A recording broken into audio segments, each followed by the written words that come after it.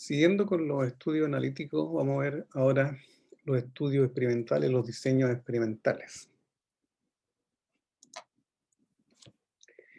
En los diseños experimentales, tal como lo dice la palabra, ¿cierto? El investigador de alguna manera manipula las condiciones de la investigación. En general se utilizan para evaluar la eficacia de diferentes terapias, de actividades preventivas o para la evaluación de actividades de planificación y programación sanitaria. Los individuos son identificados en base a su exposición, es el investigador quien decide la exposición, y la gracia que tienen es que hay un gran control sobre el diseño, y lo cual facilita la interpretación como es la asociación causal, porque yo sé que primero lo expuse, y lo expuse a algo que yo definí, y después contabilizo los eventos. Entonces puedo tener claro la relación causa-efecto. En general, estos diseños uno los podría dividir, estos experimentales, en terapéuticos o prevención secundaria. Por ejemplo, se realizan con pacientes con una enfermedad determinada, y lo que yo quiero es determinar la capacidad de un agente o un procedimiento para disminuir síntomas, para prevenir la recurrencia o para reducir el riesgo de muerte por dicha enfermedad. Por ejemplo, un medicamento, ¿ya? Los preventivos o de prevención primaria, que también son estudios experimentales, evalúan si un agente o un procedimiento reduce el riesgo de desarrollar una enfermedad. En los preventivos se realizan entre individuos sanos que están a riesgo de desarrollar una enfermedad, que es el individuo, por ejemplo, los ensayos fase 3 que se están haciendo con el COVID, se van a hacer con personal de salud que está a riesgo de sufrir la enfermedad. Esta intervención puede ser sobre una base individual o comunitaria, es decir, toda una población. Y el ensayo clínico, ¿ya?, es el estudio experimental más frecuente. Los sujetos son pacientes y se evalúa uno o más tratamientos para una enfermedad o un proceso determinado. La validez de este estudio radica fundamentalmente en que el proceso aleatorio hace los grupos comparables en cuanto a las variables relevantes en relación al problema a estudiar. Yo tomo un grupo de individuos, los aleatorizo y los divido en dos grupos, ¿ya? Y estos dos grupos van a ser comparables entre sí, y probablemente lo único que van a ser diferente es que a uno yo le asigno la vacuna y a otro le asigno el placebo. En general se habla de diferentes fases de ensayos clínicos. Estos han estado bastante de moda ahora con el tema de las vacunas. Tenemos la fase 1 hasta la fase 4. La fase 1 en general son estudios generalmente que se hacen en individuos sanos y que se evalúa preliminarmente el efecto, la seguridad y la dosis del producto que se va a evaluar. En la fase 2 ya son estudios con individuos enfermos en que se evalúa la eficacia del producto y se amplía la información sobre su seguridad y las dosis. La fase 3, que son los estudios que estamos escuchando constantemente últimamente, en un grupo representativo de enfermos, se hacen enfermos claramente, para evaluar la eficacia y seguridad del tratamiento frente a otros alternativos y en condiciones de uso habituales. Y la fase 4 son estudios con medicamentos ya comercializados para valorar nuevos aspectos de los mismos. Estos en general son las fases, pueden variar un poco entre ellas, pero es más o menos esta es la clasificación que se hace genérica. Cuando yo veo el diseño de un estudio experimental, aquí está el clásico diseño de un esquema de un ensayo clínico aleatorizado. Voy a tener una población blanco en la cual yo quiero evaluar esto. Voy a tener individuos no elegibles por criterios de inclusión o exclusión, ¿ya?, y individuos que no van a participar porque no van a querer participar, así de simple. Yo hago una selección aleatoria de este grupo y lo divido en dos grupos.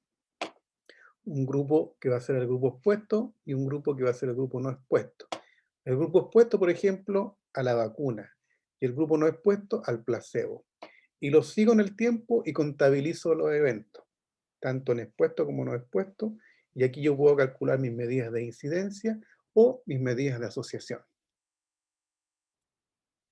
Nuevamente un esquema de un ensayo clínico, ¿cierto? Aquí tengo un producto A y un B, tengo los individuos con el tratamiento A y el tratamiento B, los sigo en el tiempo y comparo las incidencias. Aquí tengo 2 casos con los tratados con A y con los tratados con B tengo 1, 2, 3, 4, 5 casos, por ejemplo. Ese es un ensayo clínico.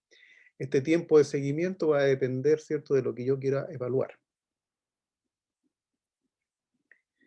Otro tipo de estudios experimentales son los ensayos de campos.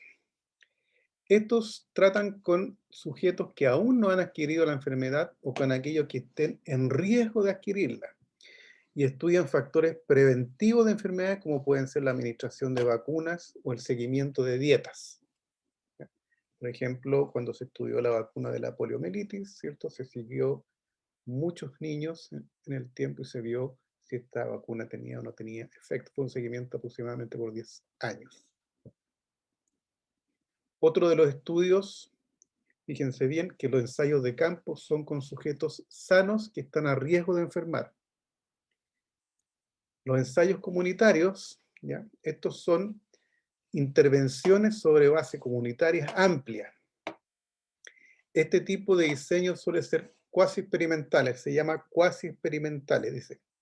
Existe manipulación, pero no hay aleatorización, en los que una o varias comunidades reciben la intervención mientras que las otras sirven bajo control. Por ejemplo, en el caso de Chile, la fluoración del agua y la incidencia de caries. Bueno, este estudio no fue hecho en Chile, este fue en Estados Unidos, ¿cierto? Donde se vio que aquellos lugares donde, o aquellas comunidades en que el agua estaba con flúor, versus comunidades que no estaban en el agua con flúor, se comparó la incidencia de caries. Y ahí se vio efectivamente que aquellos que consumían agua con flúor, la incidencia de caries fue significativamente más baja que aquellos que no tenían flúor en el agua. Por ejemplo, un programa educativo, cambios de dieta en determinados grupos, yo hago un programa educativo a una comunidad y en otro no lo hago y por lo tanto yo aplico un programa, pero al interior de cada una de las poblaciones o comunidades que yo estoy probando no hay aleatorización. Por eso se llama cuasi experimental. ¿Cuál es la fortaleza de los estudios experimentales? La fortaleza es que el investigador asigna la exposición, o sea, yo como investigador defino a qué grupo le doy y a qué grupo no le doy. Se acercan mucho más a la causalidad, a la relación causa-efecto, porque yo sé a ciencia cierta, controlando todos los otros factores lo más que pueda, pero yo sé que al grupo, que pueden ser 2 grupos muy parecidos entre sí, pero la única diferencia es que a un grupo tiene la exposición que yo quiero estudiar y en el otro grupo tengo un placebo u otra exposición. Me permiten también, como yo estoy midiendo desde la exposición hacia el evento, es decir, voy a seguir los individuos y se va a generar un caso nuevo, por lo tanto, caso nuevo es incidencia, por lo tanto, la gracia de los estudios experimentales es que me permiten medir tasas de incidencia. Y puedo tener, obviamente, un grupo experimental y un grupo control. ¿Qué otra fortaleza tienen? Tienen mucha validez interna.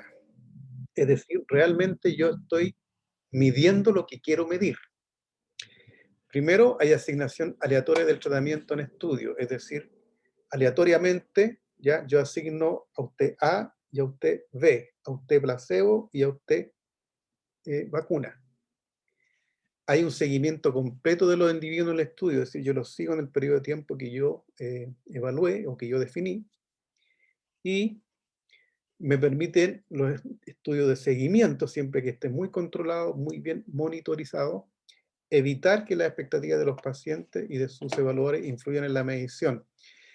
Esto se refiere al enmascaramiento o los ciegos, es decir, los individuos que están participando en estudios experimentales no saben si recibieron vacuna placebo, ese es un ciego. El segundo ciego es que el investigador principal tampoco sabe a quién le dieron vacuna o placebo, y un tercer ciego es cuando las personas que analizan los datos desde el punto de vista de las estadísticas, de las potencias estadísticas, tampoco saben quiénes son casos y quiénes son controles, o quiénes son placebo y quiénes son el principio activo, por ejemplo, la vacuna. Otro ejemplo, otro tema importante que puede ser una fortaleza, pero no es tanto en el caso de los estudios experimentales, es la validez externa, ¿ya? O sea, la principal motivación de los estudios de este tipo es que tengan validez externa, es decir, que yo pueda extrapolar mis resultados a la población general. ¿Ya? Esto funciona bien cuando la población de enfermos es similar a los enfermos en quienes posteriormente se quiere extrapolar. Funciona bien cuando la intervención que se evalúa es única y precisa, como lo es un medicamento. En este caso, su reproducción por otros investigadores u otros médicos es fácil. ¿Ya? Yo espero que los estudios tengan validez interna. En general, los ensayos clínicos y los ensayos que están ocurriendo en estos tienen bastante validez interna, es decir, funcionan bien para el grupo que yo la estoy dando, porque el grupo al cual yo estoy probando, yo lo definí con diferentes criterios de inclusión, y por lo tanto, los criterios de inclusión lo que tratan es de homogenizar lo más posible los grupos, y que solo se diferencien en el principio activo que yo estoy evaluando. ¿Ya? Por eso, la discusión es qué pasa con, por ejemplo, algunos grupos etarios de la población con respecto a la vacuna. Entonces dice que todavía no se sabe porque no se ha aprobado. Es decir, los ensayos que se están haciéndose en rango etarios determinados, y por lo tanto, rangos etarios que difieran de ese rango que se está utilizando, es muy difícil tomar alguna conclusión con respecto al efecto, y por lo tanto, ahí hay un problema de validez externa. ¿Ya? Aquí hay un ejemplo. Este estudio se llama Efectividad de la rehabilitación vestibular en una serie clínica. Y el objetivo es evaluar la efectividad de un programa de rehabilitación vestibular en pacientes del servicio de otorrinolaringología con inestabilidad en la marcha secundaria de la patología vestibular. Material y método es un estudio prospectivo de seguimiento de pacientes con desequilibrio objetivado mediante un examen del octavo par. Se le aplica una encuesta valorada para determinar el grado de desequilibrio y la alteración de la actividad en la vida diaria. Al grupo estudiado se aplicaron ejercicios de rehabilitación vestibular durante 6 semanas, y el grupo control recibió solamente un tratamiento farmacológico estándar. Entonces, a un grupo se le dio una determinada posición y a otro, y se siguió en el tiempo. Es un estudio de una serie clínica. Se comparan diferentes tratamientos. Y con esto terminamos esta parte de los diseños epidemiológicos. Pronto voy a subir una pequeña cápsula sobre los sesgos que tienen estos diseños, y así que nos vemos pronto. Cualquier consulta, nos vemos este miércoles en la próxima clase.